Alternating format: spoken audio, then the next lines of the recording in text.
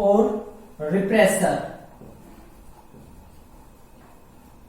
Means negative control भी कर सकते हैं, यानी कि नेगेटिव का मतलब होता है स्विच ऑफ कर देना।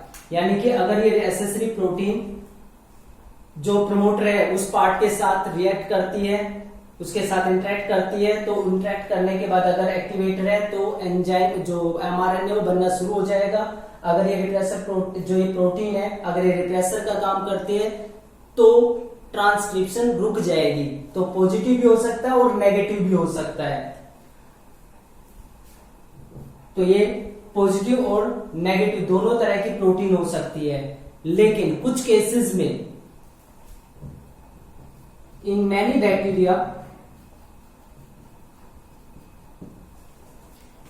Bacteria binding of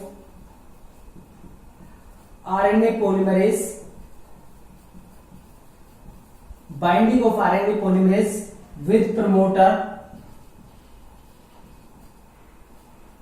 with promoter is regulated by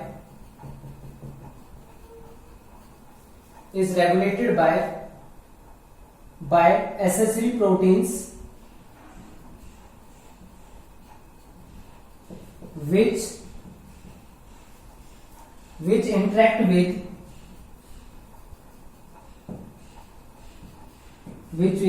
with sequences of operators। Sequences of operators मतलब कुछ जगह पे ऐसा भी होता है कि जो एसेसरी प्रोटीन है वो डायरेक्टली प्रमोटर के साथ बाइंड नहीं करती, बल्कि प्रमोटर के आसपास एक ऑपरेटर रीजन होता है, वहां पे जाकर वो इंटरेक्ट करती है और वहां पे इंटरेक्शन करने के बाद वो प्रमोटर पे आरएनए पॉलीमरेज की बाइंडिंग को रोक सकती है या उसको अलाउ कर सकती है।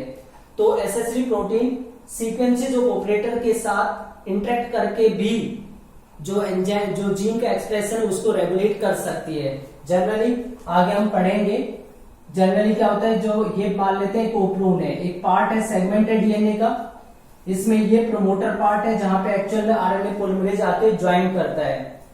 ये स्ट्रक्चरल जो जीन है जिसका एक्चुअल में ट्रांसक्रिप्शन हो रहा है और ये टर्मिनेटर पार्ट है।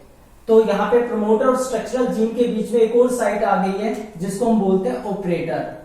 तो एक आरएनए पॉलीमरेज प्रमोटर पे आके ज्वाइन करता है या नहीं करता है, उसको कुछ केसेस में ये ऑपरेटर भी अफेक्ट करता है। यानी कि अगर ऑपरेटर एसेसरी प्रोटीन के साथ इंटरेक्ट करके ये भी प्रमोटर के ऊपर आरएनए पॉलीमरेज की बाइंडिंग को अफेक्ट कर सकता है। तो कुछ केस में ऐसा होता है।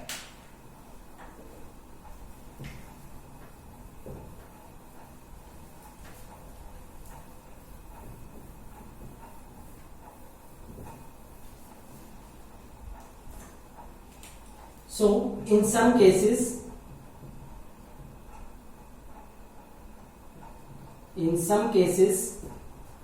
अगर हम बात करें रिप्रेसर प्रोटीन की, यानी कि एसेसरी प्रोटीन जो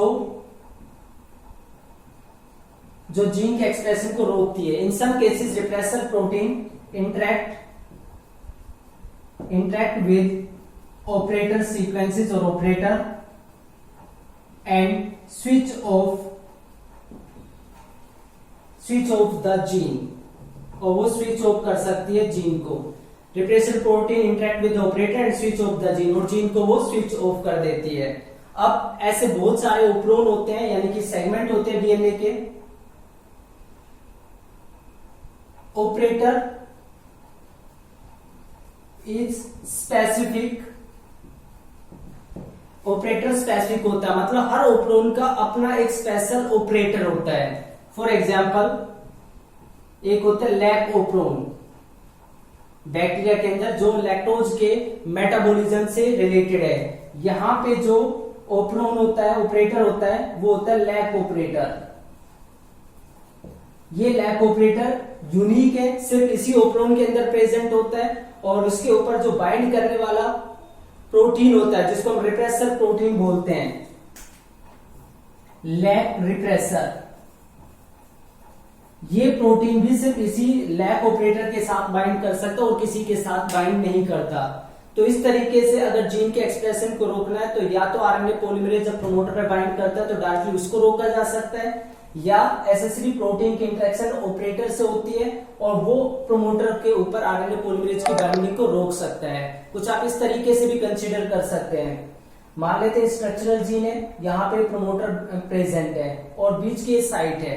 अगर कोई 3 चेयर इस तरीके का कोई सोफा है जहां पे 3 लोग बैठ सकते हैं, structural gene, operator and promoter, लेकिन स्ट्रक्चरल और प्रमोटर यानी 2 लोग किनारे पे और बीच में कोई एक ऐसा पर्सन आके बैठ जाए जो काफी बड़ा है साइज में, तो क्या होगा, दोनों को बहुत ज्यादा खिसकना पड़ेगा। तो इस तरह की कंडीशन ऑपरेटर करता है, यानी कि ऑपरेटर में जब एसएसरी प्रोटीन आके बाइंड होती है तो वो प्रमोटर की भी साइट को ऑक्यूपाई कर लेता है, जिससे आरएनए पॉलीमरेज को बाइंड करने की जगह ही नहीं मिलती। और जब आरएनए पॉलीमरेज प्रमोटर से बाइंड ही नहीं कर पाता है तो आगे उसका ट्रांसक्रिप्शन भी नहीं होता है। So that is all about the introduction of regulation of gene expression. Okay, thank you.